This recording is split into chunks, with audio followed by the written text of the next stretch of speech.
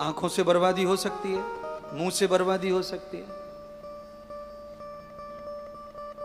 कल हम टीवी देख रहे थे, समाचार सुन रहे थे, उसमें पत्रकार बता रहे थे कि 100 रुपए के लिए जान ले ली, और वो वीडियो भी दिखा रहे थे, मारा धाड़ी का दुकान पे, पान की दुकान पे झगड़ा हो गया, 100 रुपए के पीछे जान ले ली, मार दिया। लात घूंसे से नहीं मरा कोई, पर मन बुद्धि जब आवेग में आते हैं तो विवेक खत्म हो जाता है, और जब विवेक मिट जाता है तो फिर कुछ भी हो सकता है। फिर पता नहीं कहाँ पत्थर मारे, कहाँ ईंट मारे, कहाँ चाकू मारे। इसलिए किसी भी स्थिति में, चाहे क्रोध की स्थिति हो, चाहे ईर्ष्या का समय हो, चाहे कोई बहुत बड़ा संकट आया हो, चाहे किसी ने आपका अपमान किया हो, पर कभी भी विवेकहीन नहीं होना चाहिए। विवेक हमेशा साथ रखो।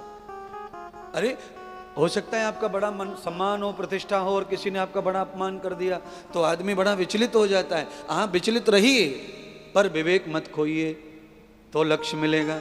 आप उस अपमान का बदला भी ले पाएंगे और आप खुद को भी सुरक्षित कर पाएंगे।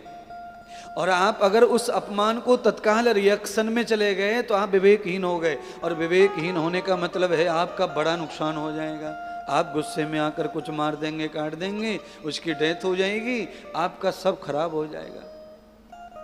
बहुत समय पहले चम्मचों का प्रयोग नहीं था, चमची नहीं थी, खाने की चमचियां पहले शहर में आई, वो पैसे वालों के घर में, फिर धीरे धीरे नकल गांव में पहुंच गई। जब गांव में वो नकल नहीं थी, तब गांव की जो माता हैं वो रोटी चपड़ती थी घी में, तो उंगली से घी रखती थी रोटी पे, और 2 रोटी लेकर रगड़ती थी उसको। जब चम्मच नहीं थी दुनिया में, गांव में उंगली से। ये उंगली और घी का शब्द कहां से आया, ये सब्जेक्ट क्यों लाए? क्यों? क्योंकि उपदेश वैसा चल रहा है। दूसरा एक मुहावरा है, सांप मर जाए और लाठी ना टूटे। ये कब हो सकता है? वो तभी हो सकता है जब आदमी के पास विवेक होगा।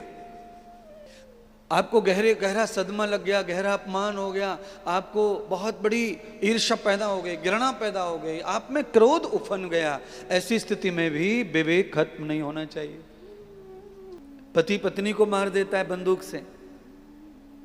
कल प्यार था, आज अचानक ऐसा कुछ बोला गया मुंह से, लाइसेंसी रिवॉल्वर रखी थी, ठोक दी। उससे पहले भी बहुत बार क्रोध आया था, पर विवेक था इसलिए बच गया। आज विवेक खत्म हो गया तो क्रोध ने अपना काम कर दिया। क्रोध आए, ईर्ष्या आए, घृणा आए, ये कोई बुरा नहीं है, आए, आने दो। बुरा कब है? बुरा जब है जब ये बिना विवेक के आते हैं। विवेक शून्य हो जाए तब आए तो नुकसान करेंगे।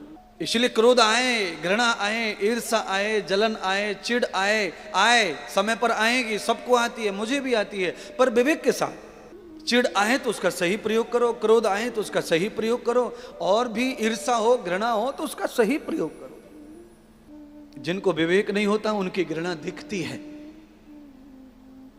और घृणा करने वाला कितना भी सुधर जाए पर उसके रिश्ते फिर कभी दोबारा नहीं बनते।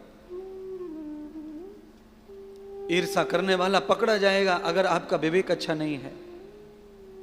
क्रोध आपको आया है, विवेक नहीं है, तो आप पकड़े जाएंगे और आपके घर में, परिवार में आपकी बदनामी होगी। ये बहुत क्रोधी हैं, बहुत क्रोधी हैं, बहुत क्रोधी हैं, ये बात बात पर क्रोध करते हैं।